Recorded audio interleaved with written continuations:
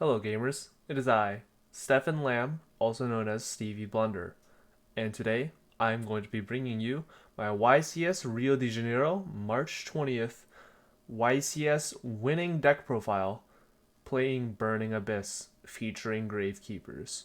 Now, this was a very inexpensive deck at the time, and you did have to play a lot of very unique cards, but I believe that my list was very much optimized for the metagame at the time, and I believe that my deck list had a lot of very good meta calls, in my opinion. Let's go through the list. I played 41 cards in the main deck, 22 cards in the extra, and 15 in the side. Of course, very standard. So, let's just go into the main deck monsters. We play one Alich. Alich is just overall very nice. Not really much to say about that. Effect negation is always very good. And we play one Barbar. Barbar always does come up for time. There's always the meme of haha Barbar for game, but genuinely just playing the one of Barbar as just whether a free special summon or to burn in time, always just very nice. Now we play one Beatrice, Lady of the Eternal. I really like opening this card. I think that people really underrate how powerful opening Beatrice can be. And like I said, of course, the amount of games where I won with Beatrice Pass have actually been incredible.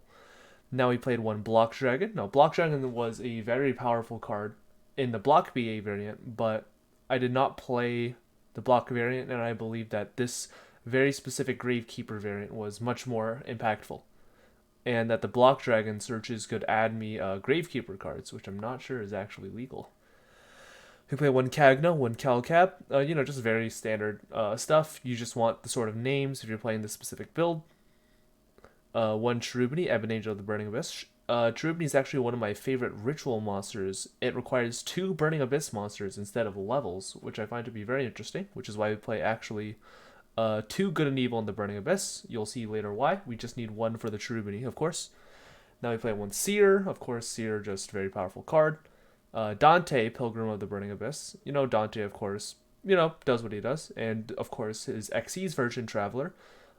These two cards are obviously very powerful. Pilgrim obviously has that sort of built-in protection, helps you cycle in order to see some of your more powerful cards, such as Zeus and Shockmaster, of course. And, of course, Dante Traveler, Mill 3, you summon your Beatrice. Absolutely amazing. Now we played one Divine Arsenal AA Zeus Sky Thunder. People were really sleeping on this card initially, but now with just recent price hikes and with Zodiac being such a prominent threat within the metagame, as well as just the board wipe effect that this card is able to just induce, and not a lot of decks can really play through even just one Zeus at a proper time, turn 3, turn 4 going forward. One Drawgig and one Farfa, shoutouts to the boy. One Graf, one Libic, and one Malakota. Malakota is a very powerful card in the sense of where he is a level 6 monster I can use to overlay into Beatrice. We play one Shockmaster. Shockmaster, of course, just being one of the most powerful floodgate effects of all time. Very good, but you do need some.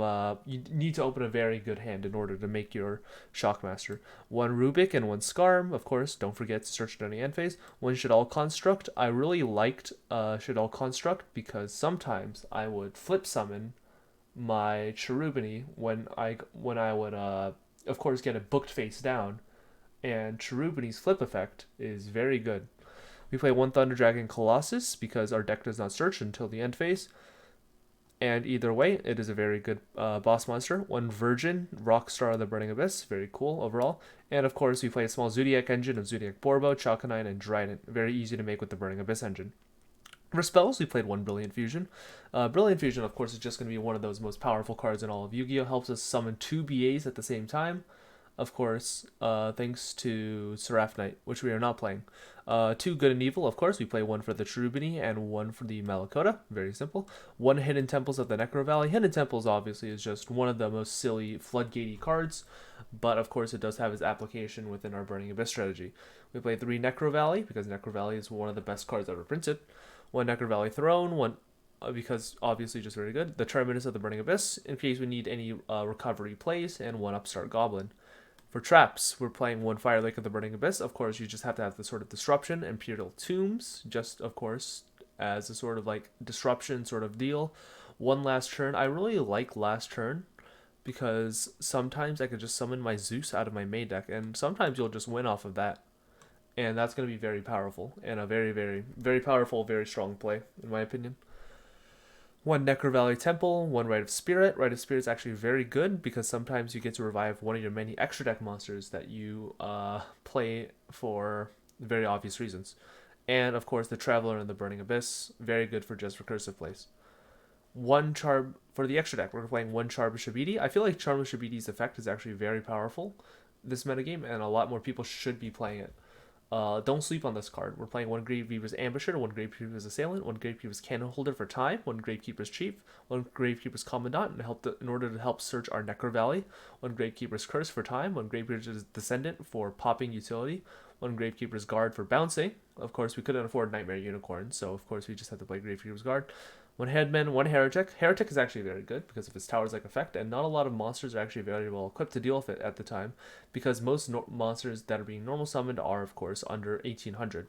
One Nobleman, one Oracle, one Priestess, one Recruiter, one Shaman, one Spirit Soldier for the piercing, of course, one Spiritualist, one Spy. You can actually set one Spy, and then you can flip summon, and you can summon any one of these from your extra deck, which is very powerful.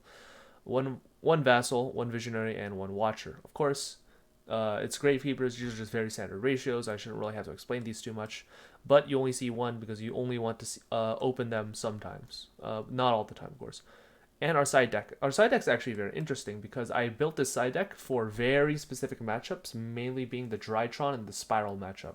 So we're playing one Dark Magician. Dark Magician is obviously one of the greatest archetypes of all time, and of course, it being a match winner, or not really a match winner, but a game winner.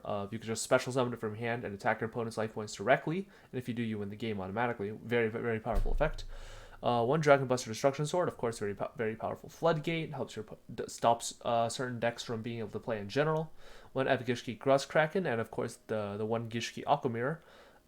Looping your opponent's hand is very easy to do, and with the Burning Abysses being level 3, what you can do with Gust Kraken is use 2 of them in order to summon the Gust Kraken quite easily. One Gem Knight Garnet, of course, very powerful normal summon, one of the best in the game, of course. One Sideframe Driver, if there's ever been a better normal summon than Garnet, it's actually Driver. You want to open these cards as much as humanly possible, but of course they are very matchup dependent, and you do have to put them into the side deck. One Red Eyes Black Dragon, this card has a lot of potential, and I feel like this probably wasn't the best event for it, but just due to its amazing potential, this card should be picked up. A lot of people are sleeping on it, but I just feel like this is a very event/formatty based card, sort of like No Material, Toon Warrior, and of course Junk Synchron. Of course, we decided 3 more copies of Necro Valley because Necro Valley, of course, is just one of the most powerful cards of the game, and I wanted to run just an extra 3 copies. One Red Eyes Fusion in order to summon any Red Eyes monster. Of course, we do need to get our Dark Magician and our Red Eyes Black Dragon to the graveyard in order to help activate their very special abilities in the graveyard. Yami Yugi used it in the anime to summon Dragoon and actually burn Kaiba for game after popping his Blue Eyes twice and attacking directly. And of course, we played one of the best cards ever printed, Mystic Mine. It was actually just so good to play that I actually decided to play 4 of it. Why 4 instead of the 6 like I did with Necro Valley? Well, the issue is that I was already running so many field spells. I was running my Gravekeeper's Commandant. I was already running 6 Necro Valleys that I just feel like trying to go over 12 would have been a bit too much and cause some consistency issues. So I feel like 4 Mystic Mine was actually just the perfect ratio. And just having 11 field spells, well, technically 10 plus the Searcher, was actually just the perfect ratio in my opinion. So yeah, my matchups were my round 1 was actually against Jesse Cotton. He was on Weather Painter FTK. I fortunately won the dice roll, and game 1 I managed to take it home with Charmer Shabiti beatdown, and game 2 he bricked, and I managed to get in with Shockmaster.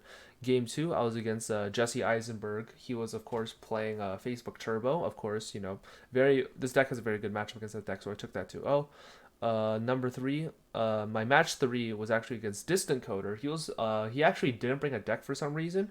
He just kept trying to throw Yu-Gi-Oh rule books at me. I'm not really too sure why. But whenever I would try and normal summon my Shockmaster, or when I would try to special summon Dark Magician from my hand, he just kept pulling out dueling rule books from his bag, and I'm not really too sure why. Round 4 I actually played against Joseph Rothschild, aka MBT, and of course not chat, well, my YouTube audience. This video is in fact sponsored by Yu-Gi-Oh! Pro Deck. Yu-Gi-Oh! Pro Deck is your number one stop for all things Yu-Gi-Oh! It's got a card database, a deck builder, and a wealth of strategy articles. It's also where MBT posts the Chalice Line monthly deck breakdowns. So give it a look at www.ygoprodeck.com. And of course, once he started that, he actually took more than 10 minutes to repeat his whole sponsorship spiel. So he ended up getting a match loss because he showed up late to the table because he just wouldn't stop talking about this. So I ended up getting the win, round 4. So at this point, I was round 4 in the event. Number 5, I actually played against Sebto, and he was playing Dino Rabbit. Very difficult matchup. Dino Rabbit just being one of the greatest decks within this format. Mainly just because Lagi is such a powerful counter to me normal summoning my Zeus. Again, this deck does have a bit of consistency issues in the sense of where it does have a lot of very powerful normal summons, but they are very easily disrupted. But fortunately, we managed to push through thanks to Gravekeeper's Curse burning him for time in game 3. Game number 6, I played against Triff. He was playing Pendulum. Game 1, I actually did lose the dice roll, and he did send up the full Endymion board. I was unable to break it. Game 2, I managed to get in with Shaddoll Construct and Thunder Dragon Colossus. These cards are actually the MVP of that matchup because Thunder Dragon Colossus ended up just locking him out of his very powerful Pendulum cards. And unfortunately, round 3, I don't know where he went, but I saw him being dragged out of the event because apparently he was banned at the time. I'm not really too sure why, but of course, I will take the free wins whenever I can. Round 7, I was against myself actually. For some reason, me from a different timeline decided to show up and play Adamantipator. Very interesting deck. I think that Adamantipator is going to be one of the greatest decks moving forward. I feel like its interactions with this card being Beatrice Lady of the Eternal, and being able to special summon level 3 monsters from the Banished Zone, I feel like is very, very powerful moving forward, of course. But unfortunately, like I said, our deck was just able to take it home, and because Necro Valley actually locks them out of the Banished Zone, and they can't actually summon monsters while Necro Valley is on the board, we managed to take that home pretty easily. But definitely Adamantipator is something you do have to be watching out for. And of course, round 7 was where they ended it after Swiss, and for some reason, despite it being a YCS and having over 12,000 attendance, they decided to cap it off at 7 rounds of Swiss. And since I defeated everybody very, very easily, and I was the only undefeated in the entire room, they of course gave me the first place finish. And my prizing ended up being a Choo Choo Frog mug. I'm really a huge fan of this prizing, and I really hope Konami keeps forward with this sort of thematic prizing moving forward. Konami doesn't always have to have these sort of cash events where everything has to be like very, very expensive. Like you have to win $10 million if you get first place, and like people are literally betting their rent money. But I feel like just certain Choo Choo Frog mugs moving forward as prizing is actually going to be very good and very healthy for the game, and helps bring new competitive players, both from an older audience looking to receive very exclusive prizing that do hold some sort of monetary value, as well as younger players who can really just appreciate the sentiment and cuteness of the Choo Choo Frog. Thank you guys so much for watching this deck breakdown. I know I don't have the cards in front of me, but that's because I'm banned, and I have no idea why this deck list got approved. Holy shit, Yu-Gi-Oh! Top Decks, fix your automation.